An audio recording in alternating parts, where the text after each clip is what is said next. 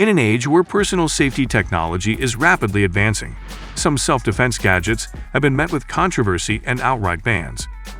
These high-tech tools, designed to protect individuals from harm, often raise complex questions about their ethical use, legality, and impact on society.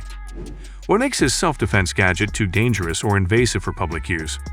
How do authorities balance the need for personal safety with the potential risks of misuse or unintended harm? Exploring the reasons behind the banning of certain self-defense gadgets reveals much about societal attitudes towards safety, innovation, and regulation. So in this video, we will discuss the banned self-defense tech gadgets. Number 10. Mace, a type of pepper spray. Mace is a brand of pepper spray that functions as a self-defense tool by emitting a chemical irritant derived from chili peppers, causing intense pain, temporary blindness, and difficulty breathing in an attacker. It is designed to incapacitate an assailant and provide the user with a chance to escape. Despite its effectiveness, Mace's legality varies widely. Some areas impose restrictions or outright bans due to concerns about misuse and potential harm to unintended targets. In some jurisdictions, Mace may require a permit for possession or use. Compared to other self-defense tools, Mace is considered relatively safe if used properly, but improper use can still result in accidental injury. Number 9. Self-defense knives. Self-defense knives are designed to offer personal protection by providing a means to fend off attackers, with features like quick deployment and ergonomic grips for ease of use. These knives often have specialized designs, such as concealed blades or automatic openings, to enhance their effectiveness in high-pressure situations. However, their legality is highly variable. Many regions impose strict regulations or outright bans on self-defense knives due to concerns about their potential for misuse and the risk of serious injury. Some jurisdictions classify these knives as weapons, necessitating permits or specific conditions for legal possession and use. Compared to non-lethal alternatives like pepper spray, self-defense knives are generally seen as more dangerous. Number 8. Combatants. Combatants are small, cylindrical self-defense tools often made of metal or plastic, designed to enhance striking power and apply pressure to sensitive areas of an attacker's body. Typically, they are used by applying concentrated force to pressure points, causing pain and incapacitating the assailant. Although combatants are considered effective in self-defense, their legality varies significantly by location. Many jurisdictions impose restrictions or bans due to their potential for causing serious injury and their association with criminal activity. In some areas, they may be classified as weapons, requiring permits or specific conditions for possession and use. Compared to other self-defense tools like pepper spray, combatants are generally considered more direct in their application. Proper training is advised to use combatants effectively and safely. Number 7. Laser defense devices. Laser defense devices use high-powered lasers to deter or incapacitate an attacker by causing discomfort or temporary blindness. These devices can emit intense beams of light that, when directed at an assailant, may disrupt vision and create a disorienting effect. However, their use is heavily regulated or banned in many areas due to concerns about potential eye damage and the risk of causing serious injury. Legal status varies, with some regions imposing strict controls on the type and power of lasers that can be used for self-defense. The ethical implications and safety risks of using lasers for personal protection also contribute to their controversial status. Proper training and compliance with local regulations are essential for responsible use. Number 6. Personal firearms. Personal firearms are widely used for self-defense and can provide significant protection in dangerous situations. However, their legality and regulation vary greatly across different jurisdictions. In many places, firearms are subject to stringent regulations, including background checks, licensing, and mandatory training. Some regions have outright bans or severe restrictions on civilian firearm ownership due to concerns about safety, crime, and misuse. The legal framework often dictates the types of firearms that can be owned and the conditions under which they can be carried or used. Despite their effectiveness in self-defense, the potential for serious injury or fatality requires careful handling and responsible use.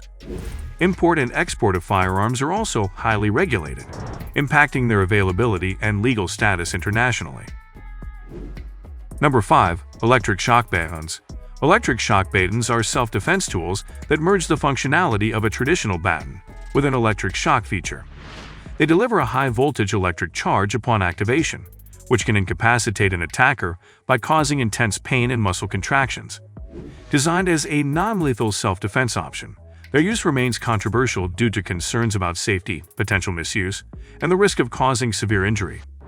Consequently, many jurisdictions impose strict regulations or outright bans on these devices. Legal status varies widely, with some areas requiring permits or specific conditions for use. Compared to alternatives like pepper spray, electric shock batons are often viewed as more dangerous. Proper training is recommended for safe and legal handling. Number 4. Self-defense drones. Self-defense drones are emerging technologies designed to enhance personal safety by providing aerial surveillance or deploying deterrent measures such as pepper spray or tasers. These drones can monitor surroundings and respond to threats from a distance, potentially offering a new layer of security. However, their use is controversial and often restricted or banned due to concerns about safety, privacy, and potential misuse. Issues include the risk of causing unintended harm to bystanders, the complexity of managing aerial devices in crowded areas, and ethical concerns about autonomous intervention. Additionally, the legal status of self-defense drones varies widely, with some regions imposing stringent regulations or outright bans. Proper training and adherence to local laws are crucial for anyone considering their use. Number 3. Pepper spray. Pepper spray is a widely used self-defense tool that contains capsaicin, a compound derived from hot peppers, which causes intense irritation to the eyes, skin, and respiratory system. When sprayed on an attacker, it can induce temporary blindness, severe pain, and difficulty breathing, giving the user time to escape. Despite its effectiveness, pepper spray's legality varies by location. Some areas have restrictions or require permits due to concerns about misuse and potential harm to bystanders. In certain regions, pepper spray is banned outright or only allowed under specific conditions. While it is generally considered safer than some other self-defense tools, improper use can still result in accidental injury. Users are advised to receive proper training to ensure effective deployment and to comply with local regulations. Import and export of pepper spray can also be subject to legal restrictions, affecting its availability in different areas. Number 2. Tasers. Tasers are advanced self-defense devices that deliver an electric shock from a distance, using compressed gas to propel electrified probes into the target. The shock disrupts the body's neuromuscular system, causing temporary incapacitation and muscle contraction. Unlike stun guns, tasers can incapacitate an attacker from several feet away, offering a safer distance between the user and the assailant. Their legality varies significantly. While allowed in many areas, some jurisdictions impose strict regulations or outright bans due to concerns over safety and potential misuse. These concerns include the risk of serious injury or death, especially in vulnerable individuals. In places where tasers are restricted, alternatives like stun guns or pepper spray may be available. Users often require specific training to handle tasers properly and ensure their safe and effective use. The import and export of tasers are also regulated, impacting their availability across borders. Number 1. Stun guns. Stun guns are portable self-defense devices that deliver an electric shock to temporarily incapacitate an attacker by disrupting their neuromuscular system. They emit high-voltage, low-current electricity, causing intense pain and muscle contraction, which immobilizes the assailant for a short period. While stun guns are legal in many regions, their status varies widely. Some places have stringent regulations, require permits, or ban them outright due to safety concerns. The potential for misuse, risk of serious injury, and accidental harm are significant concerns driving these restrictions. In areas where stun guns are restricted, alternatives like pepper spray or personal alarms might be permitted. Proper training for safe use is often recommended but not universally mandated. Import and export of stun guns can also be regulated, affecting their availability and legality across different regions. Thank you guys for watching. If you want more videos like this, make sure to like the video and hit the subscribe button, and we'll see you in the next video.